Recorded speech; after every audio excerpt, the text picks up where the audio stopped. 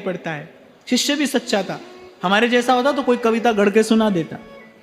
हम तो कह देते अरे गुरुजी आप ही श्यामा श्याम हूं, आप में ही श्यामा श्याम दिखाई पड़ते हैं, और जाने क्या क्या बोलते हैं। गुरुजी भी मान लेते हैं, हाँ बोले हमें ही श्यामा श्याम में हमें ही दिखाई पड़ते हैं। इसलिए डोंगरे जी महाराज कहते थे लोभी गुरु लालची चेला, दो नरक में हेलम हेला। तुमने कहा श्यामा श्याम, उसने माना श्यामा श्याम, लो अब श्यामा श्याम की आवश्यकता ही क्या है, यही मिल गया सब। पर सच्चा था, वो शिष्य था। क्या दिखाई पड़ता है, कुछ नहीं। बोले जाओ एक वर्ष श्री गिरिराज जी की परिक्रमा लगाओ, 1 बार 2 बार 6 बार 10 बार, बार बार गुरु के पास आते हैं। गुरु वही प्रश्न पूछते हैं क्या दिखाई पड़ता है, कुछ नहीं दिखाई पड़ता है। जाओ फिर 1 वर्ष परिक्रमा लगाओ। अभी दीक्षा हुई नहीं, अभी नहीं हुई, अभी तो वो दीक्षा की याचना लेकर आ रहे हैं। कहते 12 वर्ष के बाद, 12 वर्ष गिरिराज गोवर्धन की परिक्रमा लगाई नाम जप करते हुए। 12 वर्ष के बाद जब गुरुजी के सन्मुख आए, तब गुरुजी ने पूछा अब क्या दिखाई पड़ता है। तब गाया बसो मेरे नैनन में दो चंद, गौर बरन वृषभानु नंदिनी, श्याम बरन नंद नंद।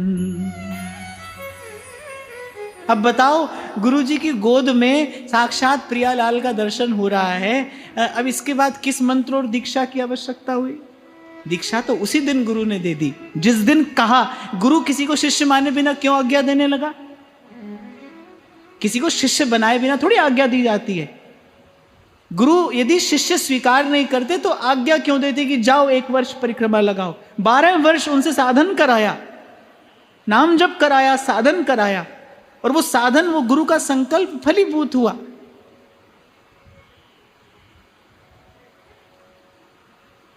तो पूरे गुरु का सुन उपदेश और पार ब्रह्म निकट कर पे, गुरु की बात मानने से ही जाना जाता है भाई। मैं बड़ी क्षमा याचना पूर्वक आपको ये बात यहां पर निवेदन कर रहा हूं कि कोई तंत्र मंत्र यंत्र, कोई साधन, कोई प्रयास प्रभु तक ले जाने में समर्थ नहीं है, नहीं है, नहीं है। गुरु का संकल्प ही शिष्य को प्रभु के निकट लेकर जाता है। समर्थ गुरु का संकल्प ही शिष्य को भगवत प्राप्ति कराता है। इसके अतिरिक्त तत्व की अनुभूति की और कोई युक्ति नहीं है, कम से कम भक्ति के देश में। तो यही एकमात्र साधन है, यही एकमात्र आश्रय है। इसीलिए सूरदास गाते हैं श्री वल्लभ नख चंद्र छटावे, सब जग माही अंधेरो, दृढ़ इन चरणन के भरोसो, दृढ़ इन चरणन के। नहीं तो कह रहे हैं कि सूर कहा कहे द्विविध आंधरो, बिना मोल को चेरो, भरोसो दृढ़ इन चरणन के। साधन और नहीं या कली में जासो होत निवेरो। गुरु के चरणाश्रय के बिना किसी और साधन से निस्तार होता ही नहीं भाई, होता ही नहीं। आप खूब अपना करिए, खूब करिए, पर आप अंतिम निर्णय क्या पाएंगे, हैं आप संसार की सीमा में, हैं मायाबद्ध ही, पड़े अभी द्वंद्व में ही हैं। इसलिए प्रथम बात कहते हैं मन लगाए, गुरु की बात को मानिए। मानने से क्या होगा, जानने से क्या होगा, प्रतीति होगी। प्रतीति अर्थात अपने इष्ट के स्वरूप का बोध होना।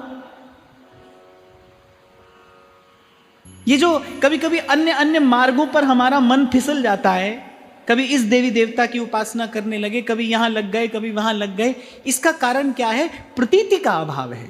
अपने इष्ट की प्रतीति नहीं है। इष्ट की प्रतीति के अभाव में ही दर दर भटकना है। जैसे ही अपने इष्ट की प्रतीति होती है उसी क्षण परम विश्राम मिल जाता है। ये प्रतीति होती है। 2 टूक मीरा जी ने कह दिया, मैं प्रणाम नहीं करूंगी। क्योंकि प्रणाम करने के लिए नहीं कहा जा रहा था, याचना करने के लिए कहा जा रहा था। मुझे लगता है मीरा जी जैसी भक्ता ने भगवत स्वरूप जानकर मन ही मन प्रणाम तो कर ही दिया होगा, लेकिन मीरा जी ने कहा कि मैं याचना नहीं करूंगी, मैं किसी के आगे आशीर्वाद के लिए हाथ नहीं पसारूंगी, ये कार्य मुझसे नहीं हो पाएगा। गणगौर की पूजा का समय आया तो मीरा ने 2 टूक उत्तर दिया,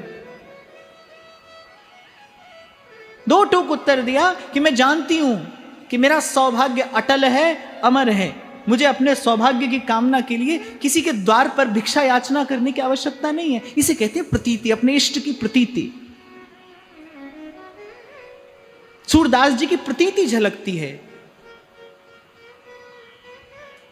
कि सूरदास प्रभु तुम्हारी कृपा ते पाए सुख जु घनेरे।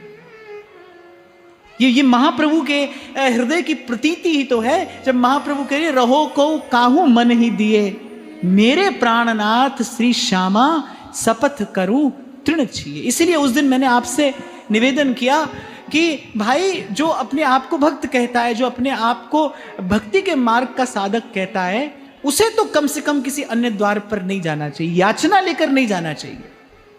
मैंने आपसे पहले भी शायद निवेदन किया था, देने का समय आए तो पीछे मत हटिए, विचार मत करिए, जो सन्मुख आए उसको दीजिए, चाहे वो वस्तु हो या आदर हो या सम्मान हो, हाँ, लेकिन याचना किसी से ना हो। आशा केवल अपने प्रभु से हो, आशा केवल अपने इष्ट और आराध्य के चरणों से बंधी हो। इसे ही कहते हैं प्रतीति। प्रतीति अर्थात जब आपके मन के पास बल है, अब जब प्रतीति आपको सबल बना देती है, जब प्रतीति आपको निर्भय करती है, आपको सबल बनाती है, जीवन में दृढ़ता तभी आएगी। हमारे श्री राधा वल्लभ संप्रदाय का नाम क्या है? दृढ़ रसिक अनन्य। दृढ़ रसिक अनन्य, जो रसिकता है वो दृढ़ता और अनन्यता के मध्य में ठहरती है। बिना प्रतीति के दृढ़ता नहीं आती है, मन फिसल जाता है, यहां वहां चला जाता है, अन्याश्रय बना रहता है, पराश्रय बना रहता है।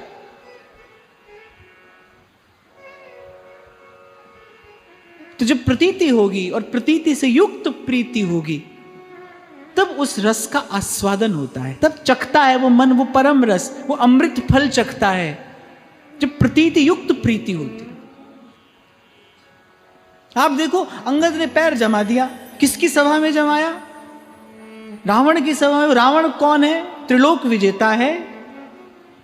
अरे छोड़ो, कैलाश समेत कैलाशपति को उठाने वाला है वो। कैलाश समेत कैलाशपति को उठा लिया रावण ने। उसकी सभा में जाकर अंगद जी पैर जमाते हैं, और पैर जमाकर शर्त भी क्या लगाते हैं? सकही जो सठ को मम पद टारी, फिर ही राम सीता मैं हारी। बताओ ये कितनी अनधिकार चेष्टा प्रतीत होती है। फिर ही राम सीता मैं हारी, हम हार के चले जाएंगे। कहते थोड़ा डांट दिया हनुमान जी ने, ये कैसी बात बोल दी आपने वहां। तो अंगद जी क्या उत्तर देते हैं? बोले बाली का पुत्र हार सकता है, श्री राम का दूत नहीं हार सकता। इसे कहते प्रतीति, अपने इष्ट की प्रतीति। मैं किसका हूं, मेरे सर पर कौन है, मुझे किसका आश्रय है, इसे कहते हैं अपने इष्ट की प्रतीति। यही आपको दृढ़ करेगी। नहीं तो पूर्व के पदों में हमने चर्चा की, माया का वो जो प्रबल आवेग है, कौन झेल पाया है उसे और कौन झेल पाएगा। ब्रह्मलोक, शिवलोक और रस, स्वामी जी कहते हैं, सब इसी माया